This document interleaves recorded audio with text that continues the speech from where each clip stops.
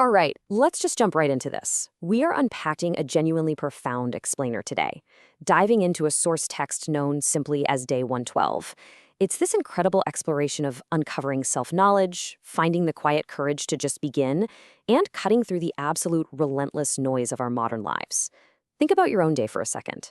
Have you ever felt that creeping sensation where you're deliberately putting off the real meaningful work by just burying yourself in endless busy work? Suddenly deciding you need to reorganize your entire desk or answering emails that literally don't matter, just spinning your wheels so you can avoid the heavy lifting? Well, if that hits a little too close to home, this explainer is exactly what we need to get into today. We're going to start with this incredibly powerful hook from Leo Tolstoy. What he's getting at here is that turning inward, it isn't a selfish act at all. It's actually the absolute prerequisite to seeing reality clearly.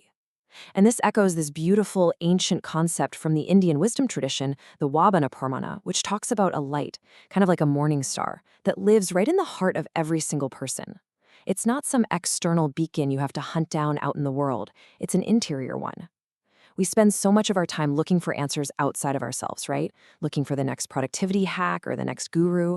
But to really know yourself, that is the first necessary step toward understanding literally everything else. Now, obviously, uncovering that inner light is way easier said than done. The source text brings in this fantastic, punchy little 1-minute parable from Anthony de Mello. So his disciples were arguing intensely about what the absolute hardest spiritual task could possibly be.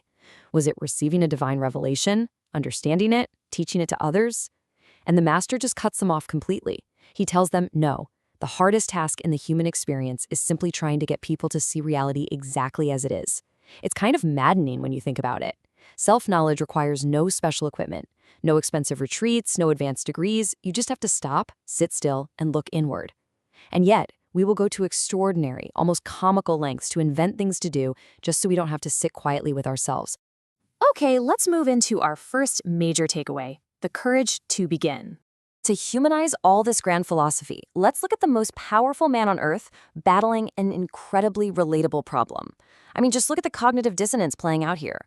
On one side, you have your typical Roman emperor, guys who historically retreated to pleasure islands, gave into extreme paranoia, and were just entirely crushed by the suffocating weight of running an empire.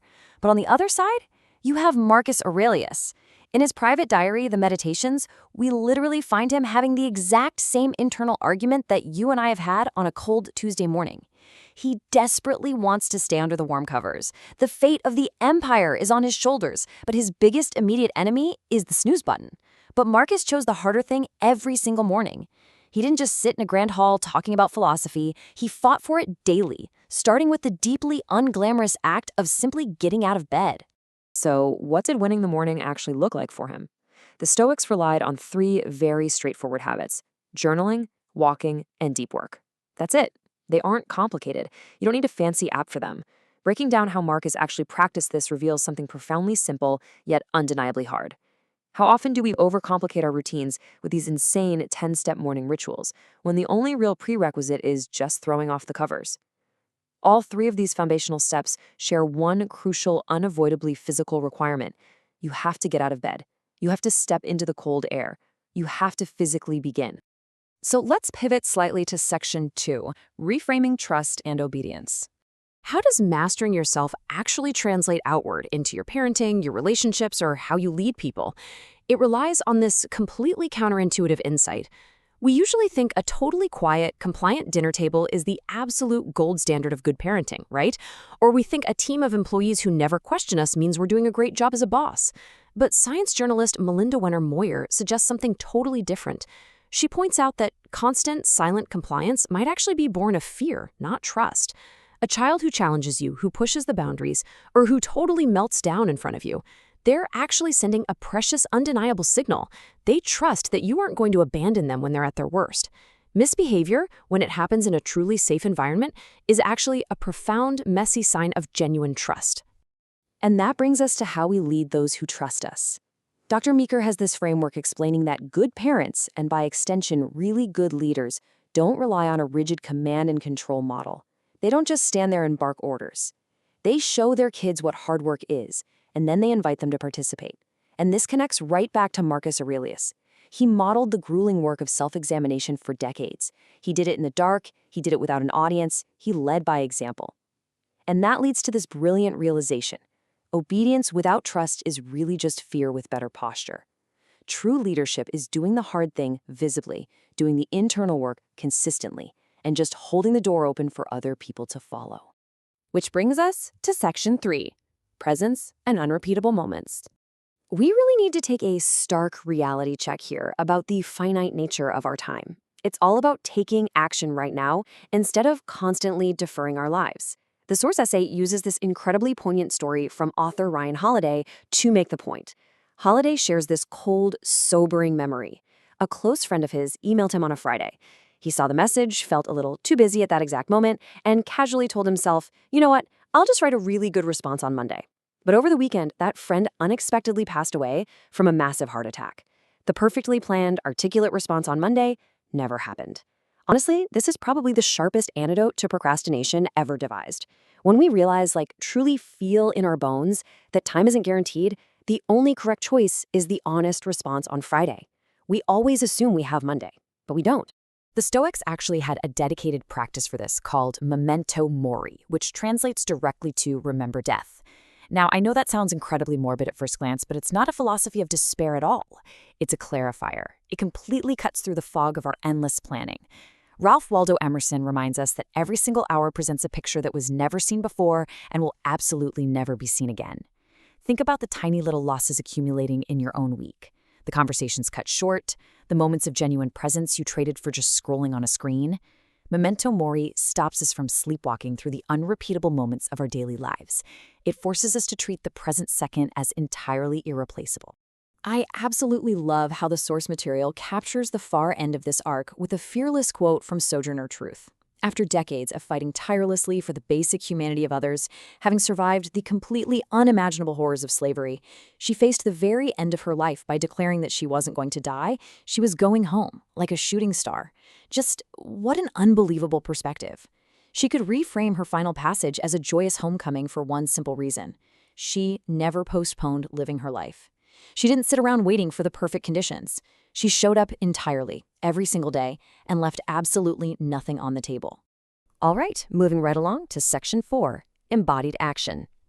So, philosophy is great, but how do we take it out of our heads and put it straight into our physical bodies? Because true self-knowledge actually requires movement and sweat.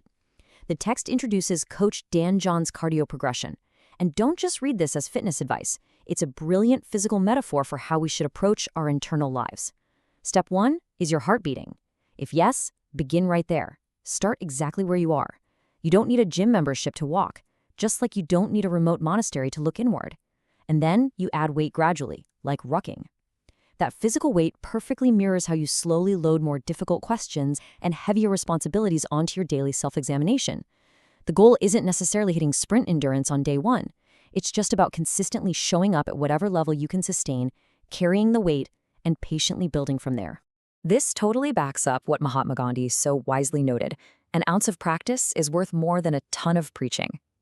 Your body isn't just a passive vehicle carting your brain around, it is your mind's absolute medium. Philosophy doesn't just happen above the neck while you're sitting quietly in a comfortable chair. It happens in the whole breathing creature. It happens in the person who gets tired, who needs to move, who feels the burn in their muscles, and who still chooses to put one foot in front of the other. If you really want to know yourself, you have to push yourself physically right alongside the mental work. And finally, Section 5, the culmination. When you step back and look at it, it's wild how all these vastly different voices and concepts just seamlessly stack up. Tolstoy's insistence on the inner light pairs perfectly with Aurelius's grinding daily practice of self-rule. Holiday's heartbreaking story of the unsent email backs up Emerson's urgent reminder about our unrepeatable moments. Coach Dan John demands we start physically exactly where we are, reinforcing that Stoic demand to take immediate action. All these insights from completely different eras converge like giant arrows pointing directly at you. They're asking you to look closely at how exactly you are choosing to spend the unrepeatable moments of your one wild and precious life.